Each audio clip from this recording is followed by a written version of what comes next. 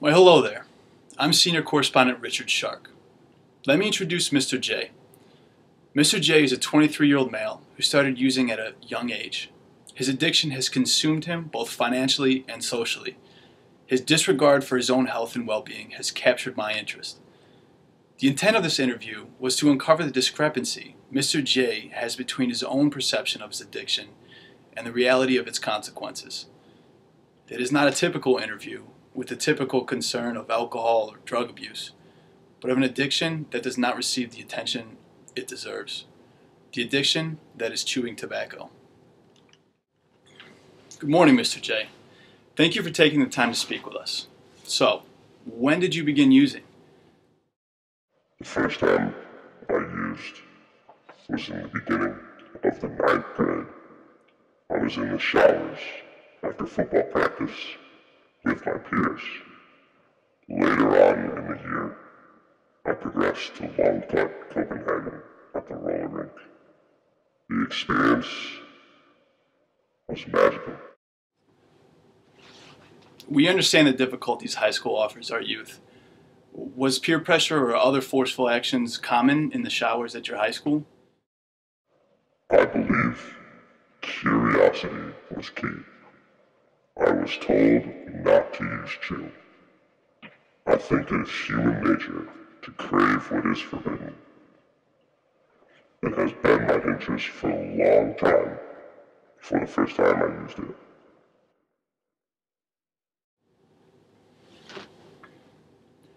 Was the advice others had given you not enough to offset your heightened curiosity you experienced in the shower with your peers?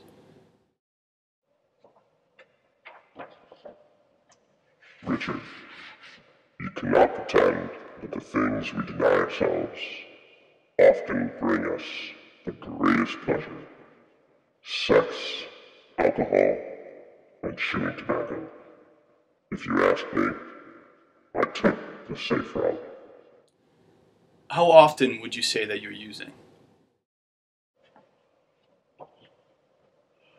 Minimally, 4 times a day. Honestly, it depends on how often I come into contact with stupid people. You had mentioned earlier you prefer the brand Stoker's now, yet initially you started with Copenhagen and Redman, which our public are probably more familiar with. Could you just elaborate on your current product? A blend of the finest tobaccos, manufactured from plantations in Tennessee. It's cheap, as the natives offer it for around $10 a tub, and it still gives me my quick fix. Is using chew critical to introduce satisfaction into your life? That question is impossible for me to answer. I'm sure there might be things that could satisfy me, but I doubt as sufficiently as my snookered jaw. Mr. J, what is it that triggers your use? There are certain actions that I have not done without using jaw for longer than I can remember. Call of Duty is responsible for about 50% of my use. Simply anything that requires any attention or concentration. Although Call of Duty requires minimal thinking, I cannot perform to a competitive level without my stokers. Have your group of friends been equally affected? Out of my immediate group of friends, 4 are habitual users, or about half. In fact, it is likely we travel together to obtain our product. When our cravings peak, we call out to each other like addicted birds to synchronize our use. We all caw at the theater at the opening credits. It signifies it's our time to use. Our addiction has become quite elaborate. What impact do you believe it has had on your life, negative or positive? Positive? Yes. Negatively? I don't think I use enough because my gums limit me. They are weaker than my mind. Stoker's enhances every aspect of my abilities that could not be achieved by any substance you could make in a lab. Chewing tobacco is not a method of coping, but a way of life. Have you ever considered quitting?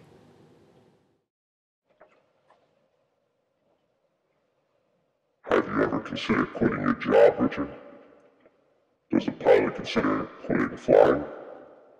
Did Muhammad Ali consider quitting?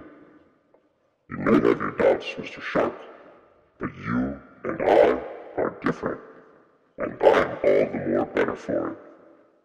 I have never considered quitting.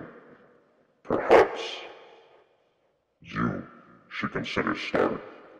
It became more and more apparent that his addiction has consumed his life. It was a self-fulfilling prophecy that has spiraled his life into an ambiance tailored to support his use. He denies knowledge of any consequences when asked if he considered quitting, but admitted earlier that he had been informed in high school. Half of his immediate friends are habitual users, extremely higher than what is considered average. He has surrounded himself with peers that support his addiction. Only time will tell if he faces the reality of his disease before his disease becomes his reality. This is Richard Sharke, signing off.